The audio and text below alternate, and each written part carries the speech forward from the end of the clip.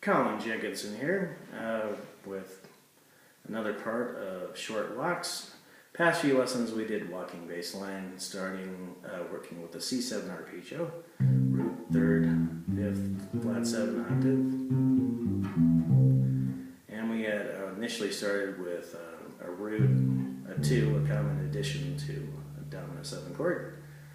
Then off the 2 we made our way to this 3rd here, by putting a chromatic right in between. So that would be root 2, sometimes called a 9, passing tone 3rd. Then we also did root to a 3rd, then passing chromatically to a 5th. Okay, today we're going to do a chromatic from a flat 7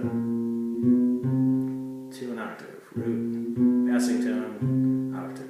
Kind of confusing because it's similar to adding a major 7 to a dominant 7 chord, but using passing, it doesn't have the function of being major 7. So a way to do this in a total of 8 beats for 2 measures of 4. A possible option would be root, 3rd, 5th, back to the 3rd, back to the 5th. Then we got a flat 7, passing, octave. So that would give us a 1, 2, 3, 4. Beat 1 on the 5th of the chord. Beat 2, the flat 7 of the chord. Beat 3, passing tone. Beat 4, octave. I know it gets confusing with all the different numbers, and I try to make it clear with whether it's part of the chord or part of the beat. So that whole line would go.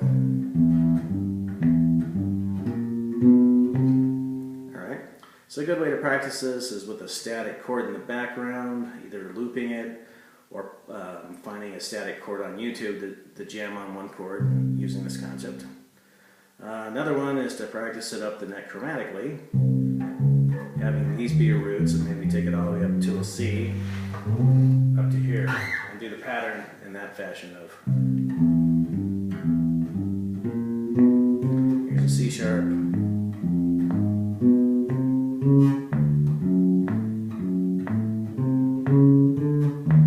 etc. To get to the top.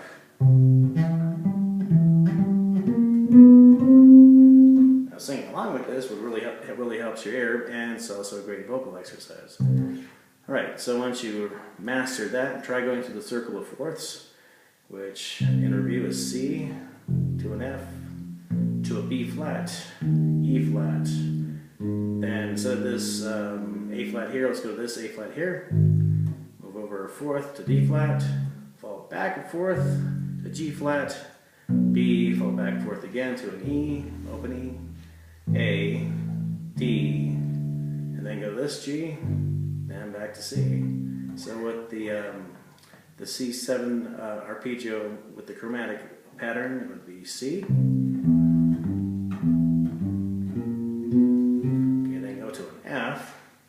Now this F, the 3rd's going to be an open string. 5th is here. Alright, then we're on B flat.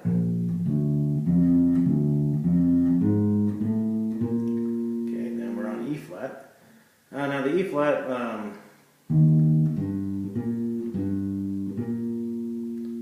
to get, you want to go up to the C flat up here.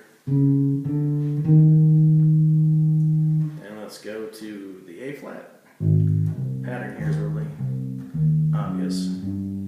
Same on the D flat. Then we fall back to this G flat. Again, the pattern is obvious. B is obvious. Not so obvious, we fall back to an E. Now E, we're going to grab the 3rd here, the 5th here on the 2nd fret of the A string. Then this open D is going to be a flat 7. 1 fret above it is a passing tone. And then we resolve up to here to the E. So this would be a total of same exact pattern off the A for the next chord. Okay, D, we're going to have to go up the neck. Then up to the C. Then keys again. And back to C. That's what this chord is. I will get a better camera soon. Alright. So, slowly the whole cycle again without much stopping. So C, F, B flat,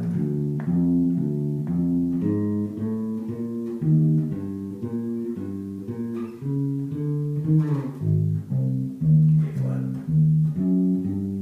D flat, G flat, B natural, E, A, D, G, C. So practice this really slowly. At first, then find a YouTube video that has the circle of fourths. There's quite a few of them. I believe a few don't have any bass tracks on it, so it's for the bass. And try running this through. I believe one of them will give you the whole 8 beats, but then part of the video goes through, then it goes to 4 beats. Then it goes to 2 beats of each chord, and it gets a little challenging. So when you get to the 4 beats, be inventive. See if you can come up with the walking bass line just with 4 beats of the chord.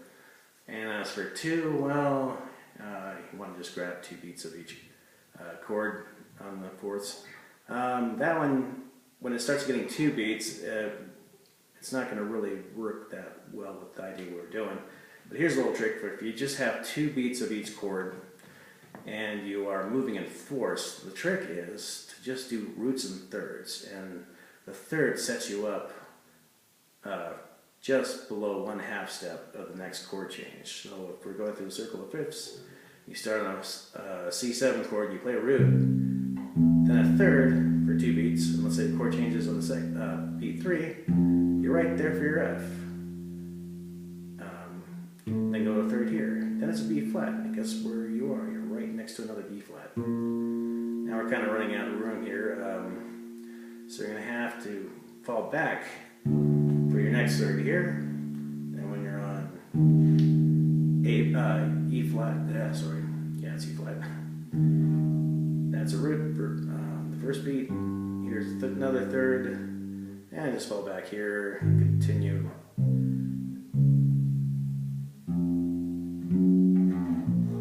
Etc. like that. So if you go root, third, root, third, root, third, it makes a very smooth voicing going through the circle of fourths. And it's also a good rule of thumb to do if you're reading a chart and you just got 2 beats of each chord, just hit the roots and the thirds.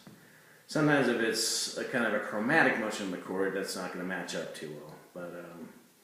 But if you're really just running through something quickly for the first time in a live setting, kind of a good formula for the first pass through is root third on 2 beat forms.